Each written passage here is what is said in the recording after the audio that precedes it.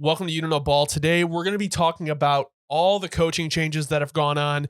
It is now Wednesday at this point. Black Monday has already happened. We've seen firings happen today on Tuesday, or yesterday on Tuesday, and today on Wednesday. I guess we can start. We'll go in alphabetical order here.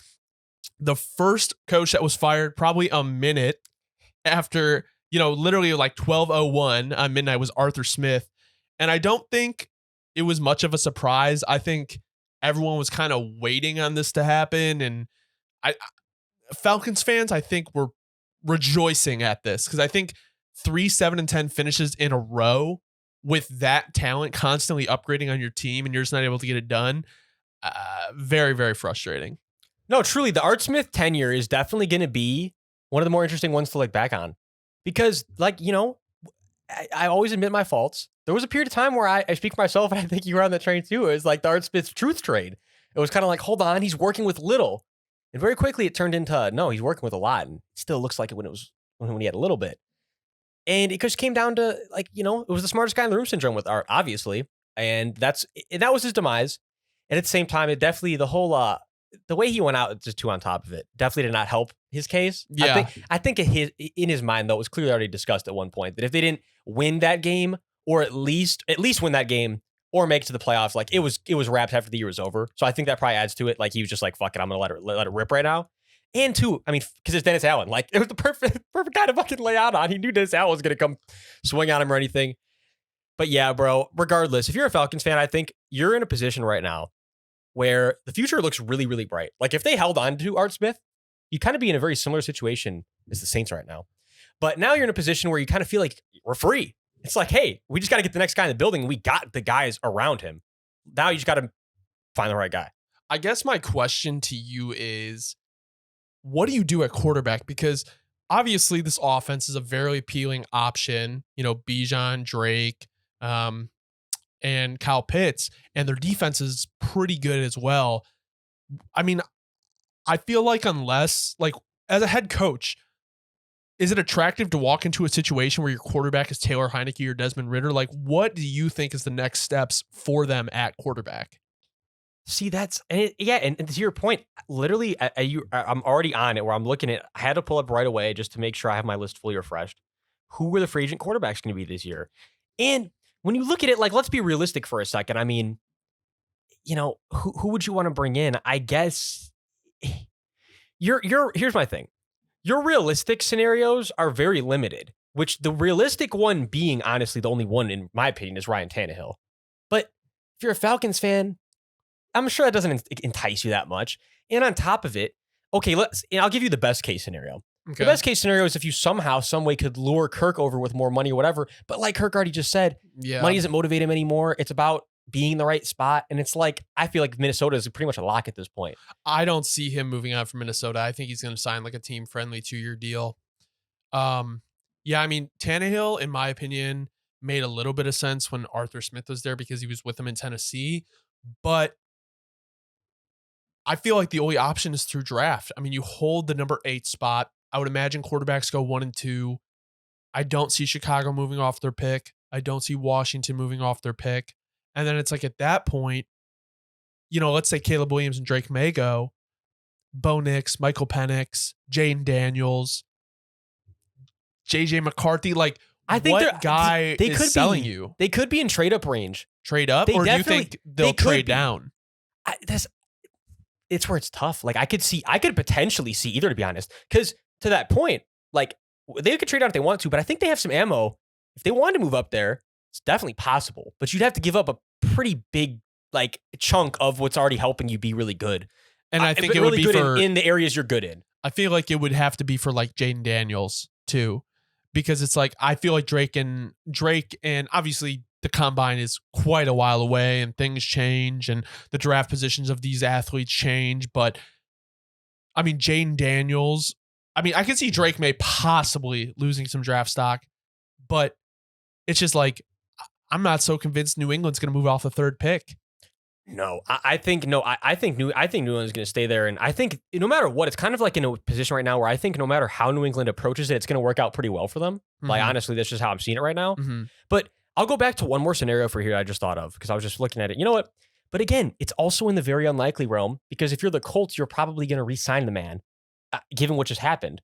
But if some way, somehow Gardner Minshew, doesn't get that deal he wants and he falls really deep in the free agent market where you actually got a shot at him, I think, to be honest, that might be best case scenario. Like, hey, Gardner, I'll give you a year or two here. That way you can kind of be the bridge starter. And it's honest what it is but at this point, I feel like Gardner almost kind of knows what it is. I know, but then the issue is like, okay, you're wasting your top 10 offensive talents, their rookie contracts. You're wasting that. And you're going to have to re-sign them. And then it's like, you kind of have to draft a rookie QB because if you're going to pay Bijan, you're going to pay Drake, you're going to pay Kyle Pitts. I mean, you're going to have to pay a quarterback eventually or else you draft one. But hopefully those guys develop to the point where you're never bad enough where you're drafting top 10. And honestly, to that point, this next coach really better come in and actually utilize Kyle Pitts because if he doesn't, I wouldn't be surprised at all to see them not re-sign Kyle Pitts, which is insane. Saying that now after the draft night when he was drafted. But you know what I mean? It's definitely a realistic possibility if things keep going the way they are. But I don't think they are. I think the next coach is going to come in and we're going to see Kyle Pitts go for over 900, 1,000 again. Everyone's going to be like, what happened? Mm-hmm. And I'd be like, real ones never forgot. Yeah, real ones knew what was going on. Fart Smith. So who do you want to see as the head coach? Like, who do you think would be a good option for them? Honestly, in my opinion, I think Ben Johnson makes the most sense if you can move up and get a quarterback just because of the talent that they have. I think it's going to be interesting. I would probably say as of right now, how about this? I think no matter how you slice it, for a lot of teams, just best case scenario is probably getting John Harbaugh in the building. But for the Falcons, that probably very likely. Yeah. I don't think I can't say nothing. I can't say it's not going to happen because I refuse. There's been crazier things that have happened in history, but I don't think, and I really, really, really sincerely doubt he's going to go to the Falcons. And I don't even know it's in their realm of possibility, their realm of consideration. So yeah, as of right now, I would say Ben Johnson. I could also see Bobby Slovic, but I just feel like without like a quarterback in place, I feel like he is a little bit more questionable. To me, they have to go offensive mind. I know that's what Art Smith was, kinda, but he was a different kind of offensive mind. I feel like the DC, if they retain him and he doesn't get a head coaching job elsewhere, that they're set up on defense, and I think they'll focus on offense. So, you want to head into the Carolina Panthers? Let's get it, bro. All right. So Carolina Panthers fired their GM, Scott Fitterer, and also fired their head coach mid-season after a 1-10 start. They have requested to interview just about everybody, and it is probably not the most attractive position because besides Bryce Young, they're pretty barren for talent on offense. The O-line took a step back. They don't have a first-round pick. They don't have their second-round pick next year.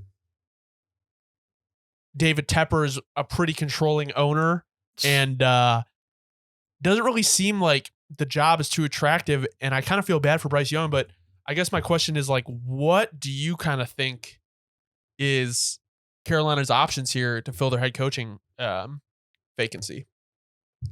So that's kind of the thing. And so we were talking about earlier, who was who you said, remind me one more time, that they were interviewing? Where I said I couldn't even believe it.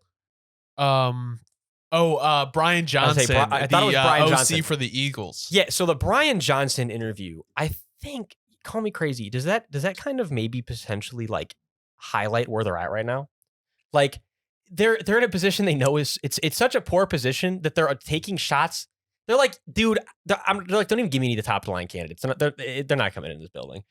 But I don't think that's the mindset, honestly. I think if anything, I'm just being facetious and kidding. And I think the reality is that David Tepper might. David Tepper, I think, is just an idiot. It's like, so you're in a position now, if you're a Panthers fan, where you have to realize, the owner of the team has no clue what he's doing. You guys, you know that feeling. So we'll talk about that later. So I'm not trying to be funny. It's like if you're the Panthers at this point, you have got to just start praying. I mean, I'm not even trying to be funny. Like, you have got to just pray that the stars align for you. And it's one of those things where it wasn't supposed to happen, but it just works. Because to the point we're trying to get at here, I don't think you're going to get a lot of big names to come in seriously. Like, they'll come in and consider because you're going to throw a bag at them. But when they see their other options, it's like, you're not going to be the number one option. And so it's like looking at who they're going to interview. I mean, obviously I see best case scenario for them is Bobby Slowick, but I don't know. I mean, man, I think, you know what? I'll say this. getting Raheem Morris maybe in a little But interesting. do you want a defensive guy? Do you know want what? to pair a defensive guy with a young Bryce Young? Because their defense isn't great, but they have some pieces. If Brian Burns, Derek Brown, JC Horn. See, that's my thing though. It's like if you give him, it's like you definitely at least know your defense is going to keep improving, which already it has been. And it's like, I don't know, if Raheem's type of guy that would be willing to just give like full control to the OC, where it's like he's like, you know what, I trust you. You know, I don't need to be that involved in what's going on over here. You know, just we're going to communicate obviously like every coach does in OC, but you know, give it like major control to the OC. Yeah, I don't think it couldn't now work. We're looking at the names. It's like, you know what, that definitely could work. Someone I could see working just because I feel like he's not going to be super sought after, but would want a head coaching position is maybe Dave Canales, the Bucs OC. I feel like that can make sense. I feel like they may look at like a college guy. That might really be what it comes down to. I really think that's what it's going to be. I mean, I don't see Ben Johnson going there. I don't see Bobby Slovic. I don't see Todd Monken. Unless it's pure money motivation. That's the thing. Some of these guys guys throw a blank check at them. Some of these guys really might just be pure money, and that's fine. I ain't judging either way. If you're the type of guy that cares about the extra 5 M's over knowing that you're going to love the job, then I don't doubt that some of these guys could. I just believe that a majority of these guys are the type of guys that would prefer to be in a good situation on top of making good money. And the Panthers are probably the worst situation in the NFL. Honestly, I don't think it's close. Yeah, and that's what's weird is like normally you would have a few outliers where it's like, yeah, they're pretty close. No, like the Cardinals have showed us, no, it's not close. Imagine like when the Jaguars had the number 1 pick 2 years in a row, and it's like they could have had the number 1 pick. They went from basically the number 9 pick last year to the number 1 pick this year. Like they got that much worse. And it's like, and I keep bringing it up. I'm sorry, but I will keep bringing it up because it is literally egregious, and it seems like no one else ever brings it up. So we'll be the news source that does keep bringing it up. The 2 first-round picks on Brian Burns, it just keeps getting worse. Yeah. Like they could have had 2 over the next, what was it, like 2 years? Or was it, I think it would have been something like that. 2 or like the next 3 years. First. Yeah, it's like if you're the Panthers now, knowing that you could have had that value, and the reality situation is that Brian Burns, I'm just going to be honest, he's not the edge rusher that they thought he was. Clearly, no. He's a good edge rusher. He's not the elite edge rusher. Very good pass rusher, not great against the run. Exactly, and even that, he's not a top 3, 5. Yeah, exactly. Yeah. It's like he wasn't when the Bears traded for Khalil Mack, they give up 2 firsts. He was not at Khalil Mack level. Not even close. And again, he's very solid, very good pass rusher, but again, he's not the same edge at all. All right. Well, Panthers also need a GM. Let's move to the Las Vegas Raiders here. They fired Dave Ziegler and Josh McDaniels after a 3-5 start. Antonio Pierce, in my opinion, is a very appealing option. This is also a team I've heard them less, but being in the running for Harbaugh, because my opinion is, Mark Davis definitely is one of those guys, in my opinion, who would give up like GM responsibilities to a Jim Harbaugh just to get the culture right. But in my opinion, with the locker room they have, I don't know what they're going to do at quarterback, because I don't know if Aiden O'Connell is going to be your guy moving forward. He may be next year. Antonio Pierce seems like the best guy to go with, honestly. I'm sorry. Again, if you're a Raiders fan, I don't know how you feel about this, but again, I'm just telling you from the bipartisan perspective.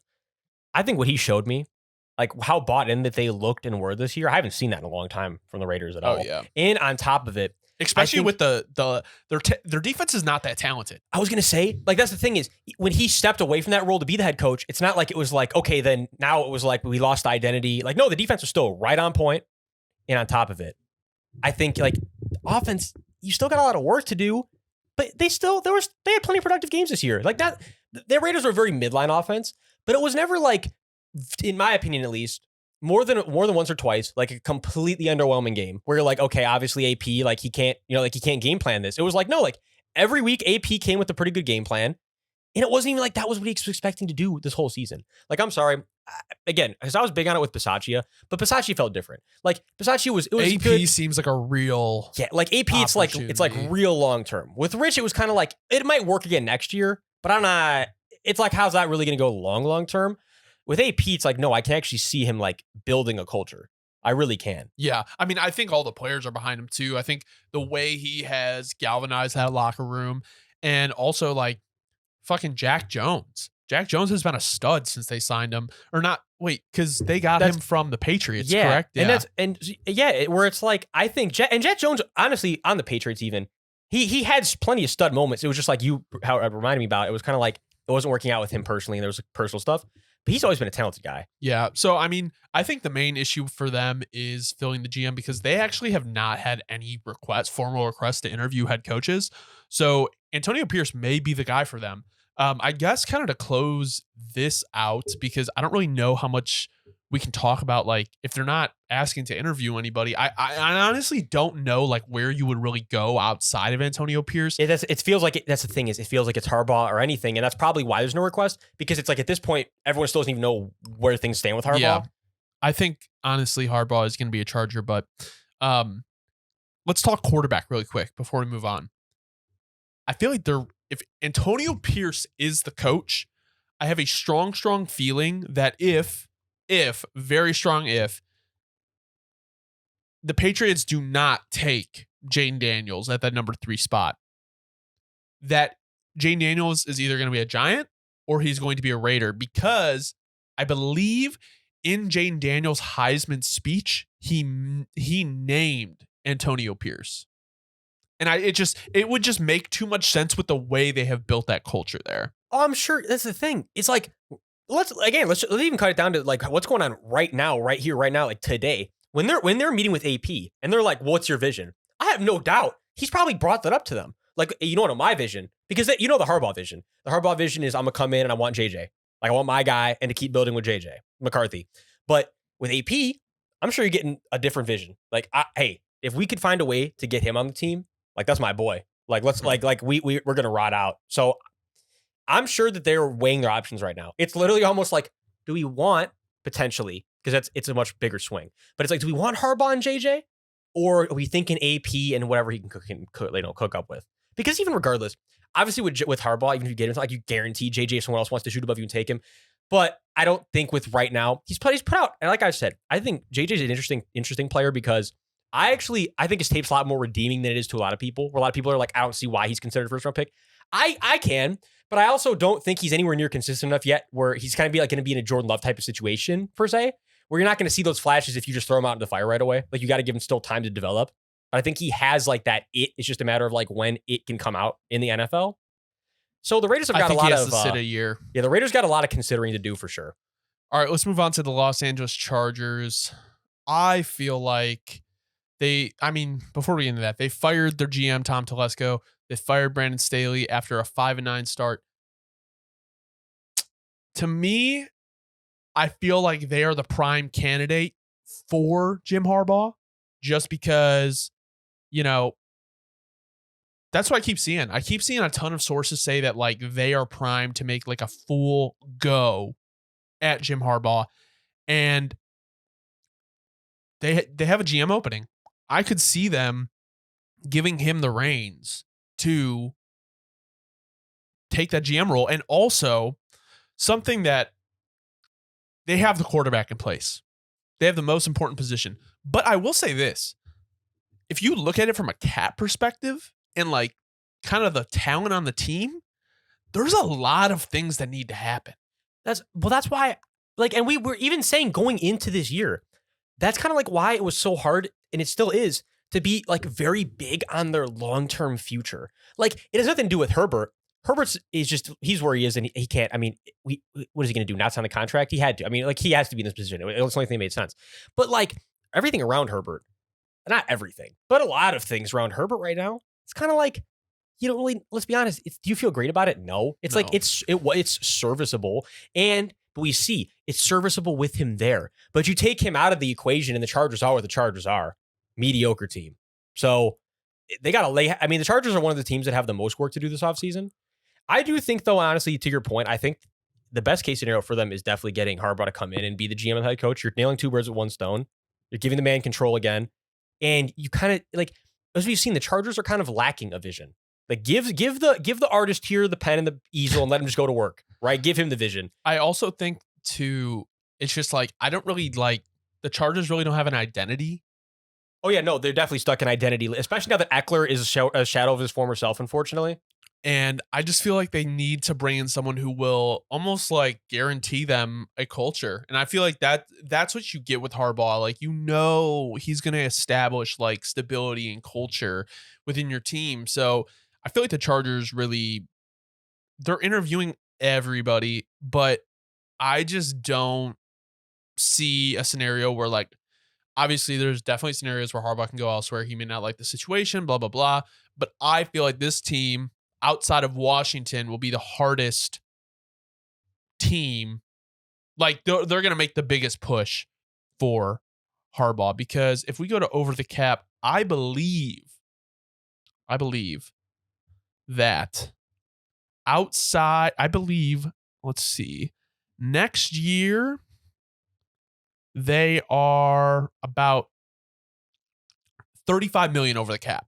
So we've seen teams do a lot, but that's a lot of money. Well, again, even then, like I'll speak from the Saints' perspective that does it every year. Like just because you push that number back, it doesn't really mean good things for the future. No. I'm in the territory now, telling you guys as a Saints fan, the day of reckoning has to come where you got to realize what you were doing. And if all you're doing is pushing back, in the Chargers case, in my opinion, they're in the same thing as the Saints right now, where it's what's going to come is inevitable. Like you're going to have to find new talent sooner or later in certain positions. It's like, why not just do it now instead of pushing off the future? Like just shell out the cap now. And it's for Chargers fans, some of the guys are going to have to say goodbye to who's going to hurt. Again, everyone who's been in these situations knows the feeling. But like you will thank the ownership group long term, as much as it hurts to say goodbye, bye to some of the guys in the moment. It has to happen when you make these mistakes with the contract and the coaching staff. It is what it is. The vision didn't line up to what the window was, and so now you have to cut the losses. I mean, that's just the only way I see it. All right, let's move on to the Seattle Seahawks. So this just happened. I think there was some very, very, very subtle remarks made throughout the week, but I don't think anyone really took them super seriously. But Pete Carroll is out as the head coach. He is possibly going to transition to kind of an upper role in the organization.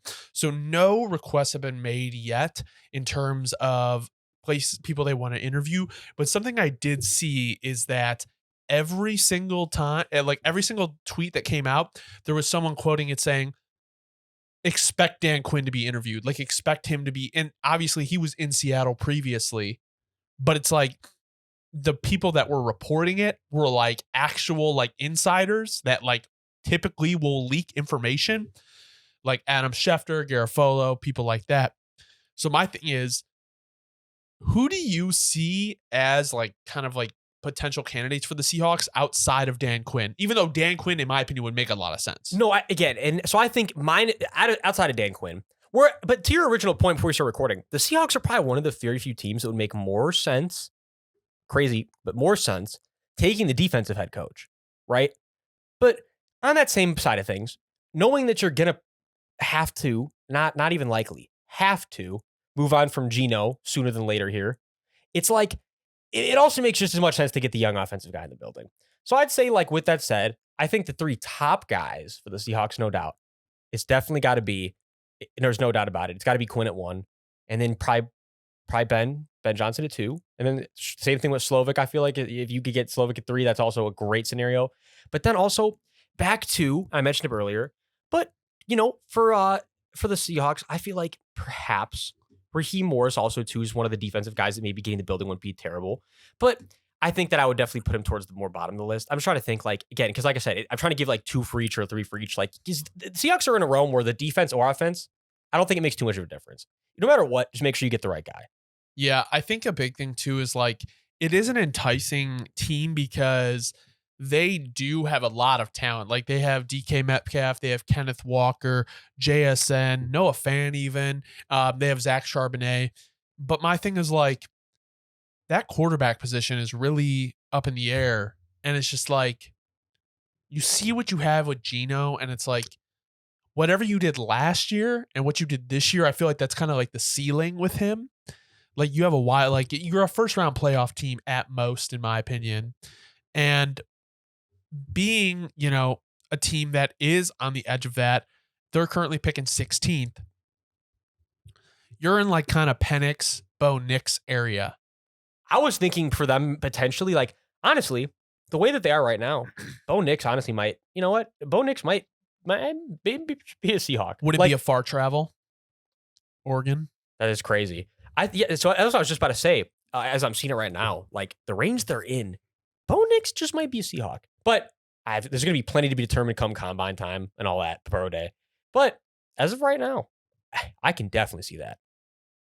Okay. Yeah, I think this situation isn't too crazy. I don't think it's one of the most attractive out of all these teams, but I also don't think it's one of those where it's like a Panthers where it's like, oh, I don't want to touch that. Like, Unless they drop $20 million on your lap a season, like yeah, and like Pete Carroll's culture was good, so it's not like you're walking into a locker room that is completely distraught. Like, oh, that's the thing is, they know that Pete's still going to be. He's like overseeing them. It's like Pete's still here. Pete's still in the building. Like, and I feel like that's why almost Dan Quinn makes the most sense for them to go back. It's not even close. They have Dan Quinn merchandise to the day, like not to the day they're still selling, but you can like go find the Quinn's Course merchandise and stuff. Like it just makes too much sense. Too much sense. All right, let's move to Tennessee. This one was kind of a surprise.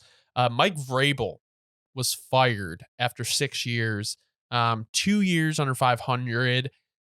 They have requested to interview Antonio Pierce, Ben Johnson, Mike McDonald, Aaron Glenn, Dan Quinn, and Mike Kafka. I feel like this is a prime spot for Slovic. You have Will Levis. You have a young running back in Tajay Spears. You have Treylon Burks. You can go draft a receiver this year. You're definitely going to have to do like the Titans might be the team that needs the most overhauling on the receiving core. But let me say this before you go into that. So I was reading a thread and just kind of about like why this firing isn't that crazy. And the more and more I read it, the more and more it made sense. Okay. Does Vrabel really strike you as a guy who wants to sell, rebuild, collect assets? Or do you want, he's a football coach. He wants to win. Remember games. His last press conference? Yeah. Yeah. And I think it speaks for exactly how he felt. I mean, I think this all started when because they fired John Robinson and he was the guy who traded AJ Brown. And Vrabel did not want to trade A.J. Brown, and I don't think it was the right move at all. They tried to replace him with Treylon Burks, and it just wasn't the right move. Yeah, hindsight's 20/20 on this one. So, basically, the argument in the thread was you have a new GM in the building, and there's two different visions. Okay, do you think if the GM's trying to rebuild, they're signing DeAndre Hopkins? Do you think they're keeping Derrick Henry and Ryan Tannehill around? I don't think so. So I think it got to a point where the ownership group wanted to go more with the vision of Carthon and not Vrabel. And I think it was at a point where Vrabel was like, I'm not going to fold. So it's like, I think it was best for them to kind of let him go. And I feel like if you have two visions that are kind of clashing, it's not going to do anyone good. So I guess it makes sense. But I guess my thing is, I guess you know what Vrabel can do. And I honestly feel like if the A.J. Brown trade doesn't happen, this doesn't happen. But it sucks because you're not going to get anything for Derrick Henry at this point. He's a free agent. Nothing for Tannehill. And it's like, it's almost like you missed out on being able to collect assets for proven stars. Yeah. So it's, and, here's what you're telling me too. Hear me out, coming crazy. What you're really trying to say too is if they just went all in on that this was going to be the rebuild year last year, they would have had a really good shot at Caleb Williams this year. Or any of these guys. That is very possible. Because I don't think it was even when they were trying to compete. Okay, but here's the thing. I don't think they probably would have been a top 10 pick, no doubt. They are currently the number 7, but I could see them in the top 4. I just think like with Vrabel, I don't think you are the worst team in the NFL. No, that's what I'm saying. It's like it was. So you're saying they should have fired him last year? It was bogus to him and them. Yeah, they were holding on to something that they didn't even know if that they wanted, and they didn't. And also, there's another thing I was going to throw in. A little bit late now, but it still applies. Like with D-Hop, honestly, yeah, probably going to get cut going into the season, and you have to find a new team because the potential out is this year. You save about $6 million in cap, if I'm understanding this math correctly here. And if you're the Titans, I'm sorry, to be honest, for me that's a no-brainer. I'm going to say I'm going to take this $6 million, even if I'm not going to spend it this year. I'm just going to hold on to it, and I'm going to save that money because we are a team that should be saving as much money as possible. We got to. I feel like they're going to be in complete rebuild mode next year. Where do you think they go head coach wise? I mean, I think honestly, this might be a perfect place for Slovic. I'll say this. It would be, but when I'm seeing who they're interviewing, I'm just going to say this.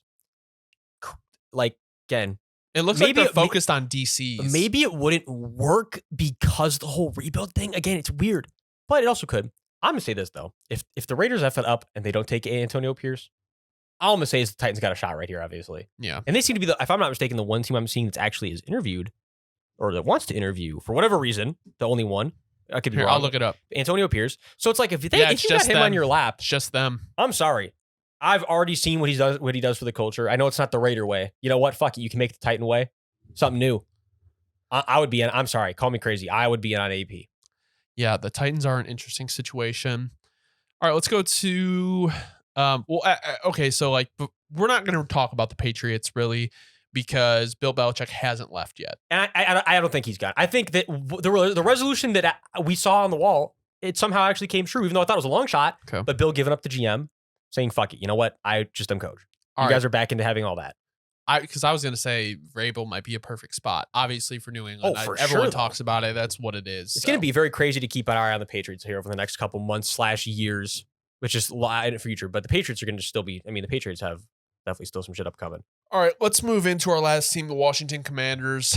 They are interviewing everybody. They hired Bob Meyer, who is the guy who won 4 championships with the Golden State Warriors, which honestly love the move. I think that's very cool. And they hired Rick Spielman, who used to be a GM of the Vikings, fired Ron Rivera.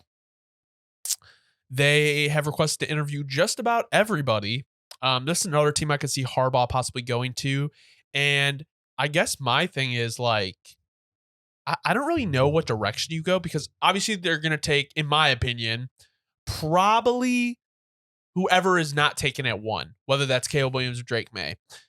But I also think, and I think that like I'm more on they're going to take a quarterback, but I think there is a slight chance where they take a playbook, they take a play out of the Bears playbook where they trade down for a ridiculous amount of assets because you got to think new GM, new coach, new ownership, new everything. You have talent on the roster that you can get value for. Trade McLaurin, trade some of the D line, like trade Cam Curl. Cam Curl I actually think is a free agent. Actually, never mind. Let me take that back. And Cam Curl will be getting a bag from somebody. Yeah. So it's just like you have all these assets and you could really do the rebuild your way if you trade down. People will pay a premium for that second pick. Yeah. And again, you know what? Let me be clear. I have not chucked out more than like 3 games of tape so far for Drake May. I'm still very raw into him. But some of the other quarterbacks, all I'm going to say is this. And I'm saying I'm applying to the only quarterback I've dove into every single game of tape is for Caleb. But besides, here's my point I'm getting at. As of right now, in the games that I have under my belt for everyone else, nobody moves me even close to as much as Caleb. And if I was in that position, I'll tell you this right now. This year, I'm trading it down. And that's just how I'm looking at it. And even better, you can trade down to a position where you still might feel like, hey, if some way, somehow, Jaden falls down here, fucking whoever else falls down here, we're good. And if not, we wait another year. We ride out with Sam, and we still, knowing that we're not going to be great next year, but that's fine because it'd be same thing as the Bears where that you just have more shots. And you have to Sam you build up. Why would you not? Like, you can run it back. Like, you have a viable quarterback on the team. I think it's also very interesting. Bieniemy hasn't been fired, right? I was just thinking the same thing. Or I haven't heard anything about him though. So I wanted to I swear to you, I was just about to look up right now. Like, okay, so here's a good headline. So Travis Kelce backs Eric Bieniemy for Commanders head coach. Give my guy a chance. But again, I think as we see it right now, I think if that was the case, traction would be heating up a lot more. You'd be hearing a lot more about it. I think he's kind of just in the position he's in now, where I think if the season didn't end the way it would, there would be a lot more buzz around that. But it's like the season did end the way it did. And so it's like, if you're the Commanders, you got to be saying to yourself, I'm not going to risk my future on Bieniemy. I'm sorry. And it's just be realistic. He's shown us what he is, a guy that can completely change your offense, a guy that can make your offense really move. But at the same time, he didn't do it the full season. And for that reason alone, just to give him the keys to the team, it just feels like, in my opinion, a mistake. And also, like, nobody else has requested to interview him for head coach. So, yeah, and what we've heard, we've all heard a lot of things about him. We've all heard a lot of people that have very different opinions on him. Some might say he's a very polarizing guy, and perhaps having a polarizing guy as the head coach is just not the play. Yeah, at this point, I just don't think it. At this point, I just don't think it gets done with Eric Bieniemy. So I really don't. I feel like the Washington Commanders are possibly primed for the complete teardown. Well, and I got another thing for you, though, and they are. I completely agree with that. A little other side note back to the Bieniemy thing, but I think the final nail in the coffin, let's just call it what it is. Again, straight up, when they brought Bob Myers in, what was the one thing everybody with the press conference or anything? The whole thing they're emphasizing is like all we want is guys that everyone else views as super high quality leaders at the top. All that. That's what we're going for. Yeah. And again, I'm not trying to slander Banami at all. All I'm saying is it has been made clear that there are certain people that don't think that about him. So I think when you get Bob in the building, he says, "Dude, if there's even more than one guy on this team that's going to feel that way, we're not doing it." And it's like it's going to be what it is. It's like let's not go that route. I feel like their head coach is really going to determine who they get as head coach is going to be heavily influenced on what they're thinking about doing with the number 2 pick, because you're not going to get a Bobby Slovic or a Ben Johnson if you're trading that pick away. You know what I'm saying? So yeah, no, unless you think Ben Johnson can fix Sam Howell, or unless you can really convince them on the vision of that. But again, to that point too, if you're being honest with them up front from that point of view, it kind of pushes away the younger offensive guys because they're already taking huge risks coming into a situation where the fan base could turn on them before they even have had a shot. Mm-hmm. We know how this goes. Yep. Well, that has been kind of the wrap up of everything that's happened right now from Black Monday to Wednesday at 5:24 Central Time. So let us know in the comments who you guys think is the best fit for these teams. Very interested to see what you guys have. Obviously, more head coaching vacancies and candidates may become available as this video is out. So we'll probably recap next week, probably talk about it a little bit more. But yeah, it's been a very interesting cycle. Very interesting. Definitely one of the more busy ones recently. And we're definitely going to have to come back with more next week. I feel like we're not all the way done yet. No. Leave a comment, subscribe, like the video. Thank you guys for watching. This has been You Don't Know Ball.